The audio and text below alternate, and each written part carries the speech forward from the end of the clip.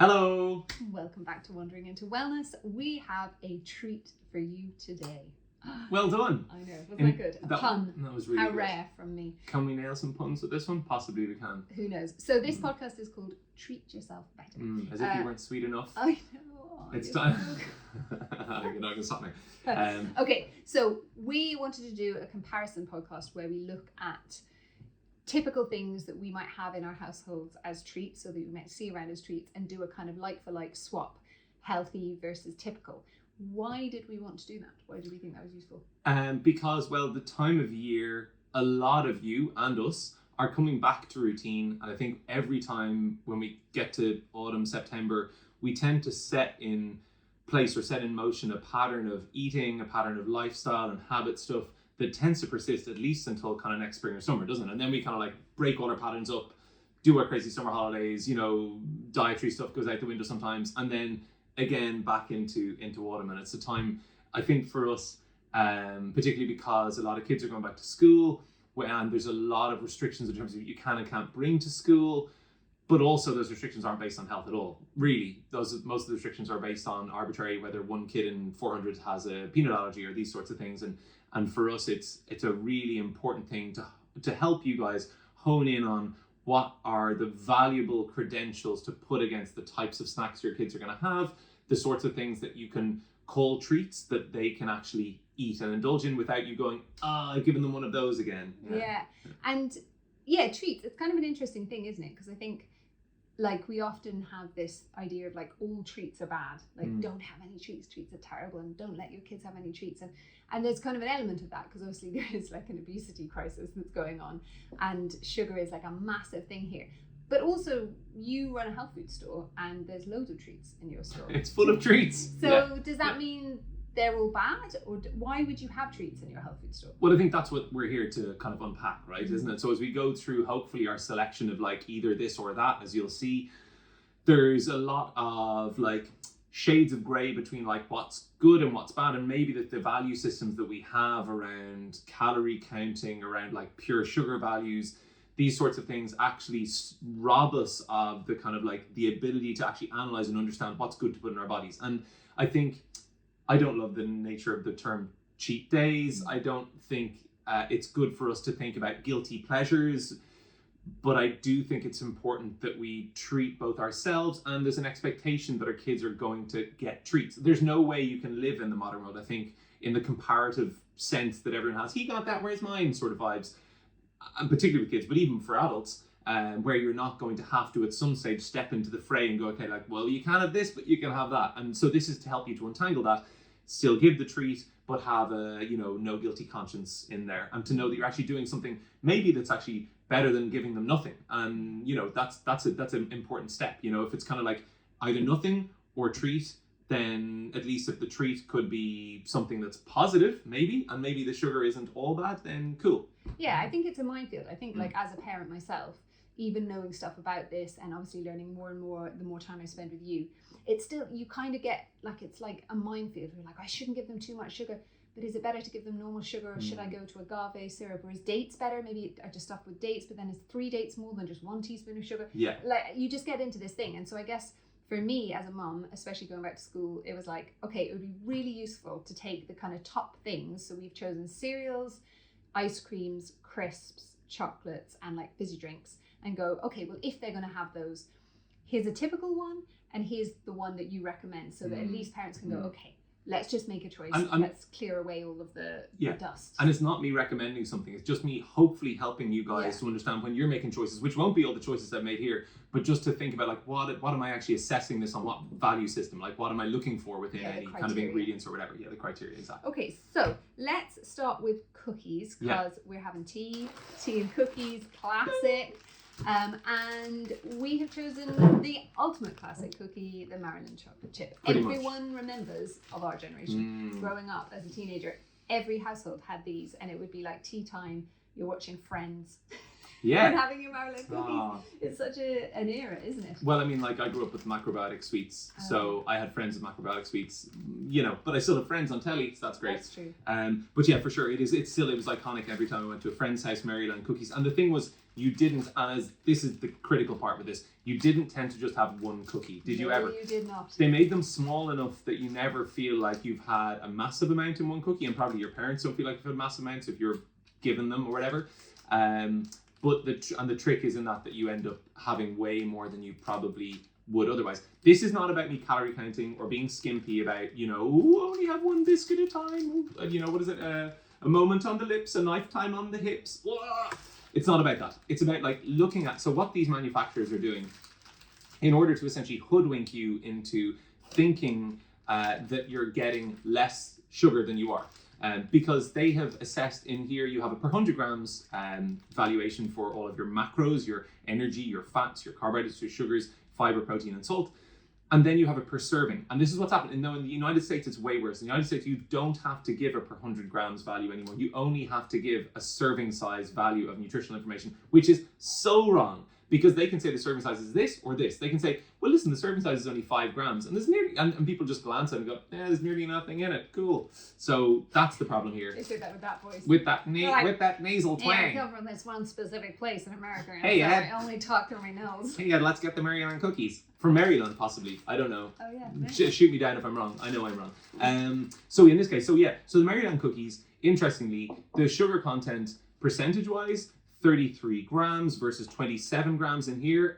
This is a Rhythm 108, really, really nice, high quality Swiss company actually who produce organic cookies. So again, you're getting something that's gluten-free, that's like organic, that's really, really high quality, but without getting into that too much, this one's about the portion size. And what they've done on the Rhythm 108 ones, they've given you realistic serving size. They said, you're going to eat 4 biscuits at a time. You just are. You just are. And we're going to do it in a second. Delicious. In fact, they're actually delicious. And they're very similar to a Maryland cookie. I'm just going to bring one out so you can see. Now, they're actually not that much smaller. No. These are a chocolate chip one.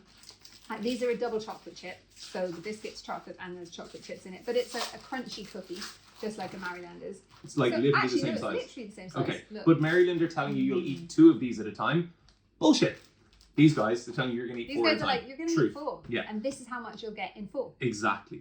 And that's the realistic time. So when you're looking at the portion sizes, be conscious of like actually what fits in a bowl. When you go home, I'm not asking you to get out weighing scales and start to weigh every food, but just think realistically. Is 5 grams of cereal as much as my child's going to eat? No, it's not. It's nearly always done if they have a serving size included, particularly in advance of the pure percentage per 100 grams, that they're trying to hoodwink you, they're trying to get you to buy something you think is going to have less sugar than it ultimately does. So cookies, they all have sugar. That's fine. There's nothing wrong with that. But it's just about knowing how much you're going to consume.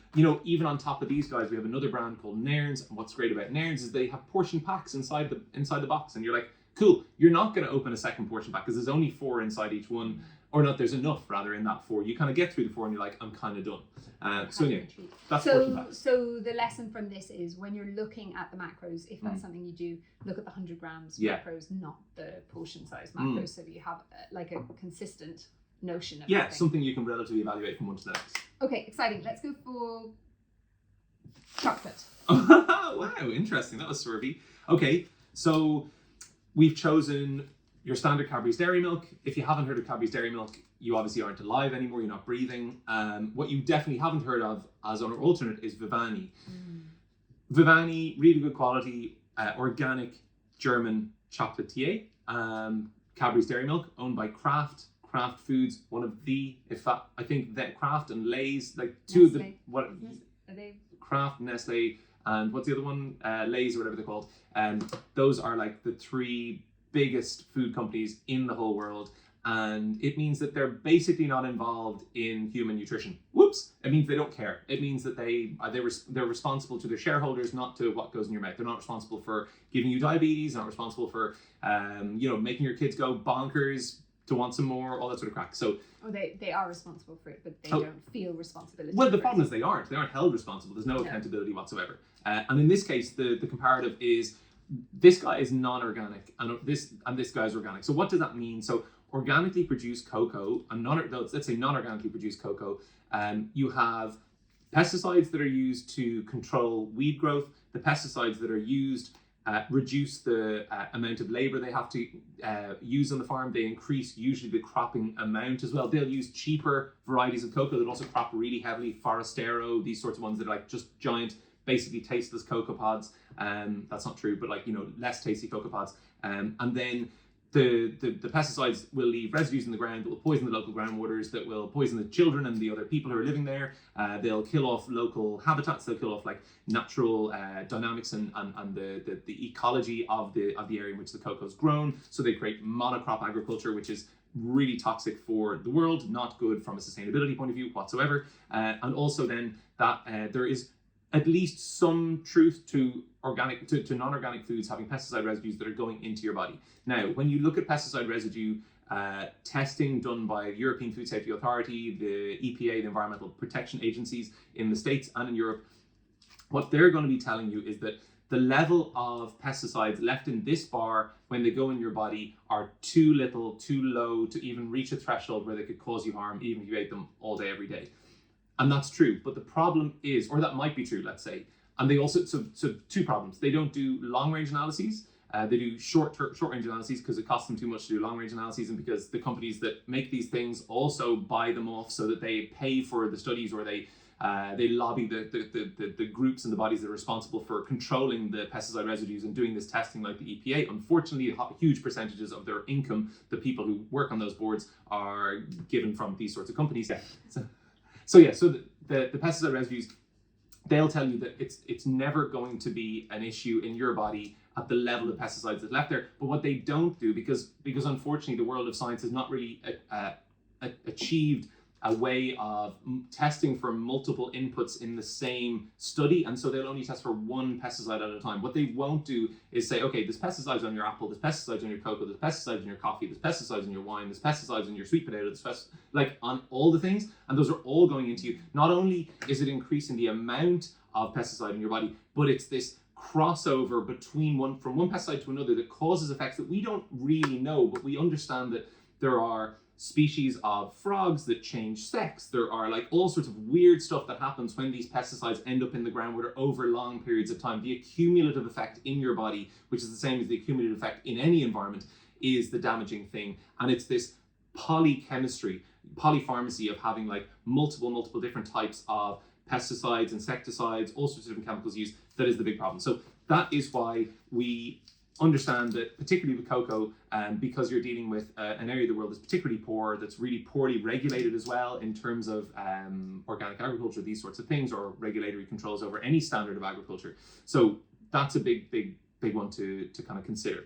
Definitely look at organic versus non-organic. Vivani, all organic standards, organic sugar, organic cocoa, you just know what you're getting. And also, necessarily when you pick an organic product, you'll always have, with a tiny caveat, but you'll always have, nearly always, a higher standard of agriculture in general. So you'll generally have more intention going into the final product with an organic product. And, and organic milk in this case, because it's milk chocolate, so key to have also that. Organic dairy. Cows are looked after better, eating better, the whole trickle-down effect. But it's also a local business, in terms of they look after the people who, they know the people who they're choosing all of these things. It's not just like a faceless, nameless company. So it's kind of better on every single level. It's better for the planet, it's better for your body, it's better for the people who are the workers. And it's such a simple switch, really. It's not saying like, I think at the point that we were trying to make is you don't have to suddenly eat only dark chocolate and it has to be this way, although that's delicious. You can go like, okay, I love milk chocolate, that's totally fine. Just if you choose an organic milk chocolate, you know that the ingredients that are going in there are simpler, they're better, and they're cleaner. Yes, exactly. One last point on this thing. Cocoa solids. So this guy was, the Cadbury's Dairy Milk was one of the default bars of chocolate that people would have got, like along with fries, what was it called? During the Second World War, fries, peppermint something. And so this was part of your rations. And when they started rationing chocolate, they began to reduce the amount of cocoa in it and increase the amount of dairy and the amount of sugar in it, because they were easier to get hold of and cheaper to make. And what happened at the end of the war, they never reinstated the proper level of cocoa. So people's taste buds had changed. Everybody just got on the band and like, oh, this is delicious, and now identify with it as this is our dairy milk. And that's what we've all become accustomed to. Taste buds over generations are now accustomed to this idea. 20% cocoa solids in there. proper milk chocolate should have about 40 to 44% cocoa solids. Let's see what this guy has. Oh, it's the moment. Okay, so that has 33%. So it's still not like as high as we'd like, but a really good milk chocolate, like the original beans, will have like around 44% cocoa solids, which is when you're really tasting cocoa. Also when you're getting the health benefits of cocoa, which is a whole other podcast. But that's one of the reasons we eat chocolate, because it actually is really healthy. Fascinating story. I did not know that. There you go. Okay, so crisps, Yeah. which are also delicious. We have a comparison here between Carpo organic coconut oil fried potato chips and Pringles, which we happen to have a cheese and onion flavour. So in terms of crisps, what we were talking about are why oils matter, like what they're fried in. Why does that make a difference, really? Because these ones, coconut oil, these ones will be something like a sunflower oil, probably, aren't they? Sunflower, palm, and corn. Ah, yeah. So trifecta. Trifecta. It is a bit of a trifecta. It's not a good trifecta. The trifecta of shit, some people sometimes say. Vegetable oils. It's a rant I haven't really done yet, but there's a lot that's gone wrong with the world of health information and vegetable oils being slammed and slandered as being necessarily ill health causing, diabetes causing, cancer causing, Alzheimer's causing, lots of things. There is definitely a truth to when we use degraded oils or refined oils that we have more potential for oxidation, and oxidized fats are one of the most dangerous things to put in our body. So when we have oils that are being stored in plastic drums in warm warehouses and then they're used to make big loads of crappy crisps, they will more than likely have lots of oxidized fats in there, which go on to oxidize cholesterol inside our arteries. And we all know what well, maybe we don't, but oxidized cholesterol is when cholesterol is really actually harmful. It becomes a foam cell, then it starts to cause blockage in the arterial wall. That's when your body needs to suddenly donate lots of fat-soluble antioxidants, and it's not able to do anything else, and we potentially have heart issues and other bits as a consequence. So vegetable oil in itself, though, really not a problem. That's the thing. So omega-3, omega-6, omega-9 fats, they're there in vegetable oils in different ratios, predominantly omega-6, monounsaturated fats. Without getting too pernickety about this, essentially, when you're looking at a fried product, if you have something that's mass-produced, that's fried, it'll usually be fried in a bad quality vegetable oil. If you pick organic, again, you're getting necessarily a better intention behind it, so most likely they're going to pick a better quality oil to use. They also won't be using, like, GM corn oil. That's when we get into like really scary territory with potential health consequences if we're using lots of it. Unfortunately, it has the ability to change our genetic expression and to alter our DNA and to really play havoc in our body in terms of long-term health consequences. The alternative to these guys, and it's very simple to pick an alternative, is coconut oil crisps or baked crisps. Like that's the sort of thing where you stay away from the oils. Vegetable oils are not wrong, right? But you see, like, what's his name, Saladino, the mad kind of meat guy, the carnivore diet guy, all he does is go on about how we have to like drop these vegetable oil crisps or vegetable oil, whatever. It's like, yes, but it's not that the oils are wrong, it's how they're being treated, how they're being managed, how they're being grown, processed, etc. So in that case, it's just easier to drop the vegetable oil or those crappy non-organic vegetable crisps. Which also have MSG in. Which important, but and glucose syrup, loads of rubbish. Syrup. Actually, if you're going to go there, like Jesus Christ. So a crisp, delicious. I'm into a crisp. We're from Ireland. We like to eat potatoes. It's good. And organic potatoes grown locally, brilliant. Like it's like a natural snack from our country. Like it's local. It's produced in our land. It's of our land. And it should really just be potatoes, oil, salt. Potatoes, oil, vinegar, salt, something like that. It should be like a very clean set of ingredients where you know each ingredient, maybe 5 ingredients. When you look at the back of the Pringles, and you've got disodium inosinate. There's like 35 different ingredients. Literally 35 ingredients, half if not of them more. You don't know what they are. As a general rule, when you're looking at treats, you just want to go like, what are the major ingredients? If it's a crisp, it should have potatoes, it should be fried in something, and it should have some kind of taste on it. And that's it. So the simpler the better. Generally organic, hopefully local. Yeah, that's kind of a good rule there. Bang on. So MSG, do we know about MSG in terms of what it does? Any ideas? In our general bodies. In our general bodies. Well, I don't know like the sciencey part of it, but I know that MSG is a kind of has a tendency to make people go completely and utterly hyper. Yeah, exactly. Yeah, so in terms of kids especially, like it's a real like mental. Everything used to have MSG when we were growing up, loads and loads and loads of things, and then we discovered how bad it was for us. And they've sort of I think there's assumption amongst most people that it's gone now. Like, unless you go to a Chinese restaurant, maybe. Yeah. But actually, when you look around, it's in loads of things, because also they changed the name, right? They don't call it, like, it doesn't say in big letters MSG anymore. Well, it actually does in this one, actually, amazingly. Yeah. Usually they call it there's some other name. E321 or whatever it's called. Monosodium glutamate. So, without getting too pernickety, essentially, like Lyd says, it drives kids. It's like an excitotoxic amino acid. So it stimulates our brain cells, makes them want more. It's a really cravey thing. And that's why it's used in snack foods, particularly to make us just reach for more, have bigger portions. I mean, who needs a big box of Pringles like that? It's a lot of Pringles, but right? also, like, Pringles is the classic one, isn't it? When you were growing up, you could never Crunch, have you one. couldn't stop. You'd have one, and it was just like, And once then, you pop, you just can't stop. Is in fact their tagline, and they were right, because they put loads of addictive substance in there that makes you just go like, whoa. Yeah, and amazingly hasn't been regulated in any way, shape, or form. You can still use MSG in any foods. Like, yes, it exists in Chinese and Asian cooking cultures. In a lot of their sauces, they refined it out of like soy, making like tamari and soy sauce, which contains glutamate or glutamic acid, but non-monosodium glutamate, which is a different version. So something to be really aware of, I think, particularly with the increase in ADHD, autism, lots of attention deficit style of disorders, and kids who are having more difficulty concentrating, and adults too.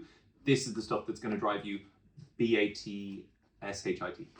Also, just to note, I know that loads of people will be like, I don't like coconut oil, tastes of coconut. Neither does she. Yeah, I genuinely don't like things fried in coconut oil too. You can't taste it on the crisp. It just tastes like a crisp. It isn't like coconutty. Yeah.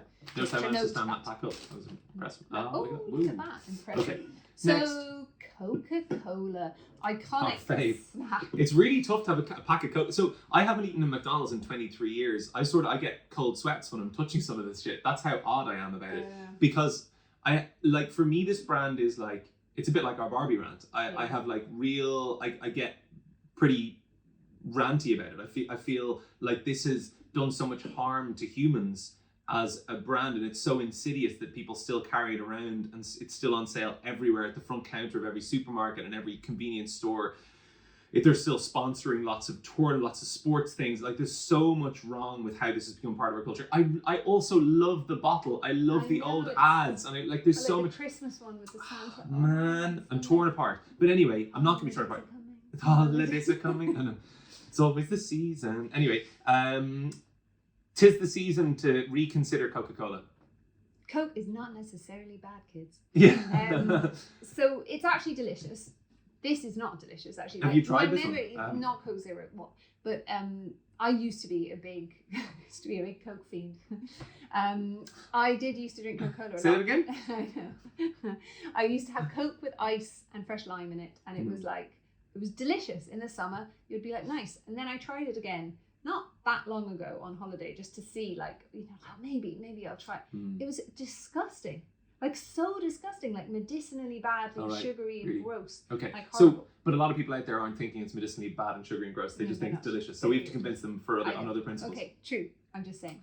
So what's wrong with this is that they have included, and they consider it, it's just an example of how dangerous. So Coke originally had cocaine in it, right? Okay, and then, culture moved on. We recognized cocaine wasn't the sort of drug that we wanted to have just hanging around in our bodies, in our daily soda drinks, and so they just put in caffeine and caffeine flavoring, just rubbish. But the problem with this one, then people went but actually isn't the sugar really bad? Because there's loads of sugar. They're like, yeah, no, cool, we'll get rid of that too, so Coke Zero.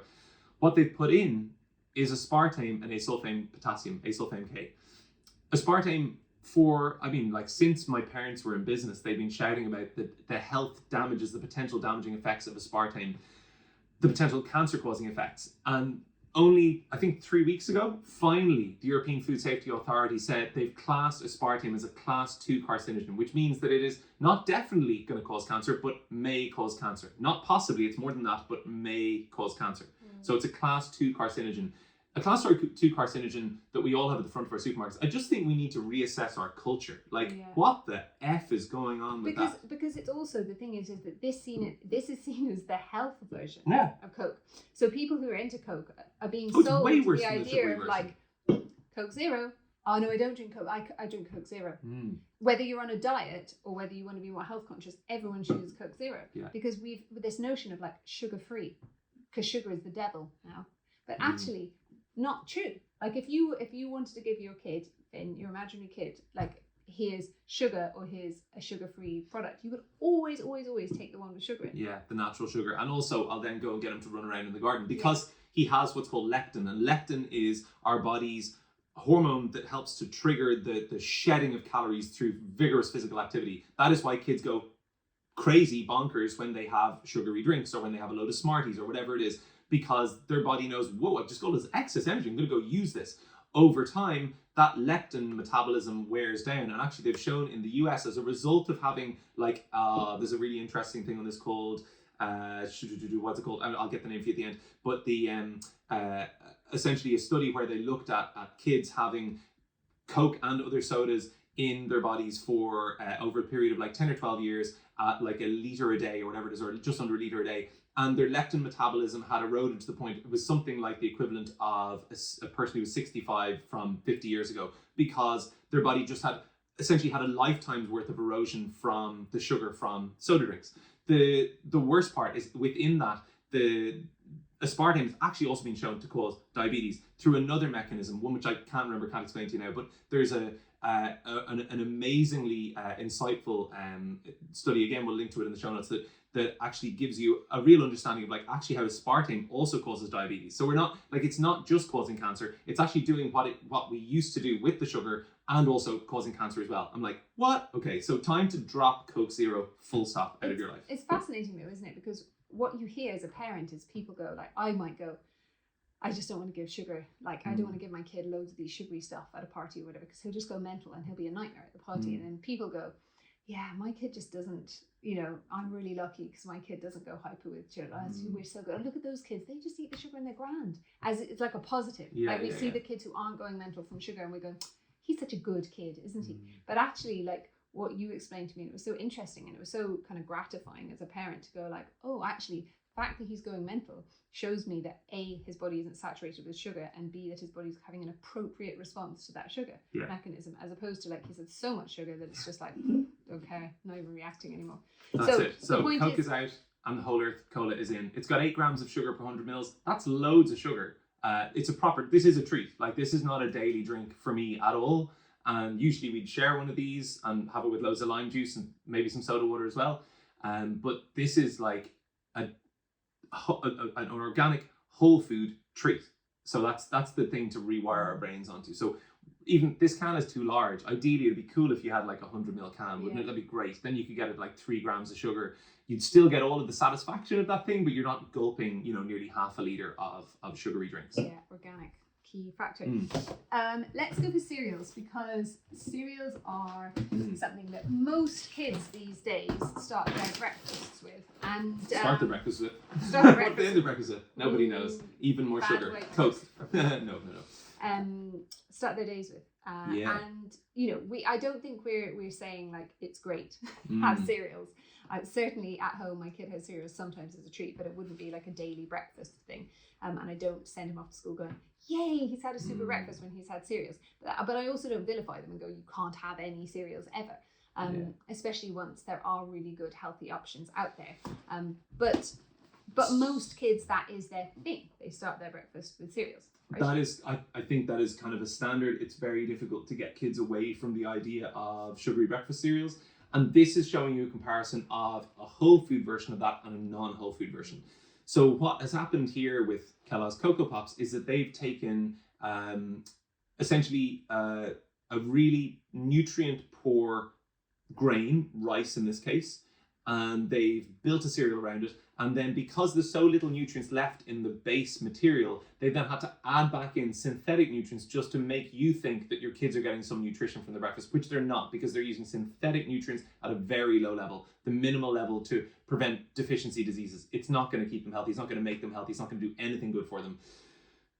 It is delicious. Also interesting, when we bought this, so this 650 gram pack was on special offer in Dunnes Stores for $2.97. That is not an ad. That's half price.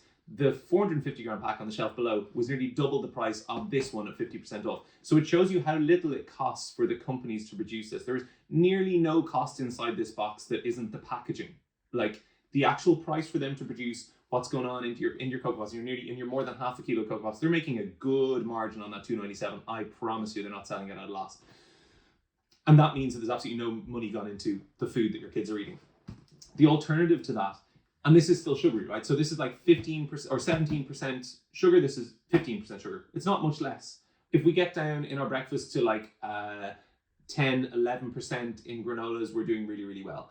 In this case, what they've taken though, is they've taken a whole grain ground wheat, right? So that means that you've got like nutrient-rich wheat that's organically grown, that has a much higher standard of nutrition, that's going to give you B vitamins and fiber and protein, like folate, all the stuff that's been added back in here because there was nothing in it to begin with. And then they've got coconut blossom nectar as their sweetener. And so some sugars, right, are, just sugar. So let's say you refine a sugar out from cane juice. So they evaporate cane juice, it becomes this thing called rapadura, and then they refine it until they get something that's very, very high glucose that they add into this sort of stuff. In here though, what you have is coconut blossom syrup. So it's dehydrated nectar from a coconut blossom. You have potassium in there, you have loads of other nutrients. You actually have fiber inside your sugar, which nobody really thinks about, you don't expect to have from your sugar. So for us, it's like not necessarily the healthiest choice as a breakfast cereal, but if you have kids and you want to get them away from Cocoa Pops, I almost promise you that this will work. They will enjoy it. Like we sell a lot of this because it's the next best thing. And it's a bit like you said, not everything in a health food store is healthy. What's going on? It's true, but there are like steps towards this progression, right? There are kids you're bringing down from the ledge of like Cocoa Pops and going like, okay, well, let's have some Bare Apple Bites. And then maybe just add some goji berries into that. And let's maybe like think about maybe you can do an overnight oats with this sprinkled on top. There's loads of ways that you try to de-escalate that like high sweet taste bud kind of orientation that your kids might have in the morning. This is a really, really fantastic way to do it. They also have all the sort of fun of the fair stuff on the back, all the games. So they've really thought about it in terms of like, what are kids going to go for? And in a non-pernicious, actually, let's give them something wholesome that they can enjoy sort of way. And also, the other thing is, again, you look at the ingredients, there's only 6 ingredients There's like 2,500 ingredients in this. So again, it's coming back to simplicity. Like, is it organic? Maybe is it local? How simple are the ingredients? If you know what they are, it's like oats, corn, wheat, coconut blossom nectar, rice. That's it. They're all things we know. They have nutrients in. They haven't got fake nutrients in them. It's just an obvious thing. It's got more nutrient density. That's it. And to talk about nutrient density, our last choice is ice cream, because ice cream's delicious and this is melting. So we're going to need to make some avocado or something soon. Oh, boo. So we actually have a 3-point comparison here because we have classic Haagen-Dazs. We've just gone for vanilla, so there's a price point comparison, like vanilla ice cream, pretty simple. You might think that Swedish Glass, which is a dairy-free version, might be the option.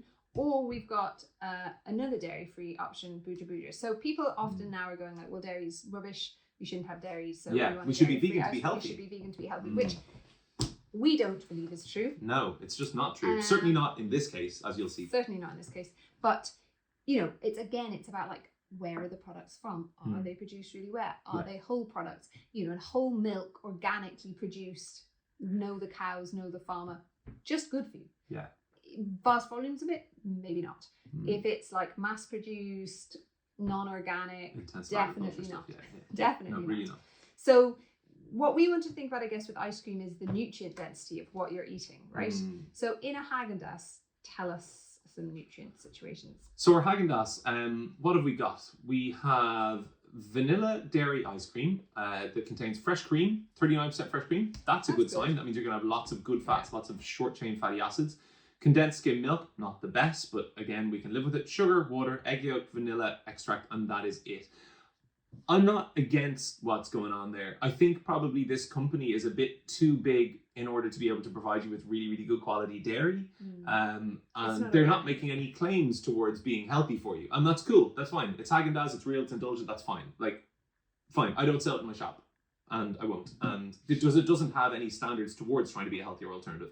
Not asking you to try and eat it for breakfast. It is what it is. But if you're looking at healthier options, often people switch and they go, okay, well, a vegan option is going to be healthier. And Swedish Glass would be like a classic one that people would go to. However, the ingredients, when you read them, are water, sugar, glucose syrup, glucose fructose syrup, coconut fat, dextrose, soy powder, stabilizers, flavorings, emulsifiers, exhausted. You're exhausted or it's vanilla bean exhausted? pieces. Yeah. Colors, salts. Like there's nothing that's actual food in there. Yeah, It's and the just stuff. sugar level is higher than the Haagen-Dazs. Yeah. There's nothing organic in it. And non-organic soy is something we want to be really careful of. And all those GMO glucose, soy is not great. fructose things, we don't want them. Yeah, so fructose particularly, because fructose 95% have to be processed by your liver, and particularly when our liver is already stressed, let's say there are issues with heart health things, metabolism, fats, maybe cholesterol, oxidized cholesterol is an issue. Really what we don't want is a high fructose diet.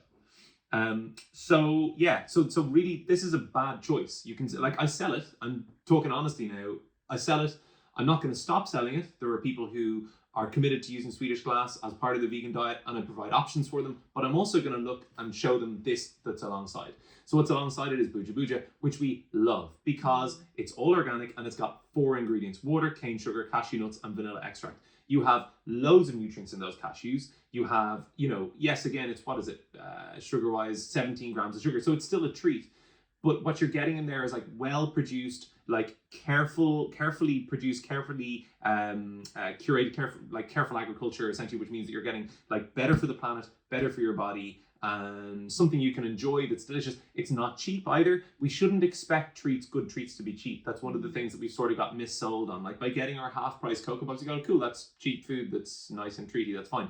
And getting the best value is important, but what's value for us? Like really, what is value? When you think about like our lifelong value that we want to get from our body, really we need to consider, what are we investing in when we buy a treat or buy our daily breakfast, as we're thinking about as well with the Cocoa Pops and the Alpha Bites. Like you have, a diminishing window of days in your life. You only have a number of 1,000 days on the earth. And so if you think about it, if you start to accumulate those types of treats into your diet because you've got the best value or cheapest deal on the shelf, your body's going to give you back less and less. You're going to have less energy. You're going to feel more grumpy. You're going to have potentially more disease stuff as life goes on.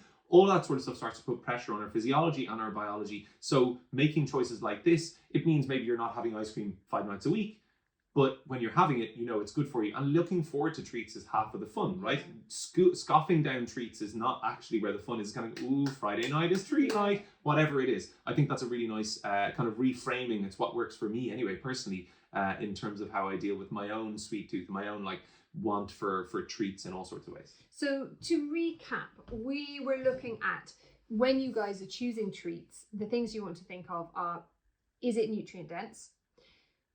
Think about the serving size deception on the back. Always look at the 100 grams, or look at, if you are looking at the serving size, think what that is. Is it 2 cookies? Are you actually going to eat 4? And then adjust that appropriately. Think about what oils it's cooked in. If you're looking at like fried foods, has it got MSG in it? That's a really important one to look out for. Choose organic wherever you possibly can, and fake sugar versus real sugar. Always use the real sugar. Once you follow those basic principles, it's quite easy to look at the shelves, even if you're not choosing these products, and kind of go, okay, is it organic? What's the serving size? What's it cooked in? Okay, how many ingredients does it have in the back? The less, the better. Yeah, exactly. And don't just listen to us. Look online, do your own research.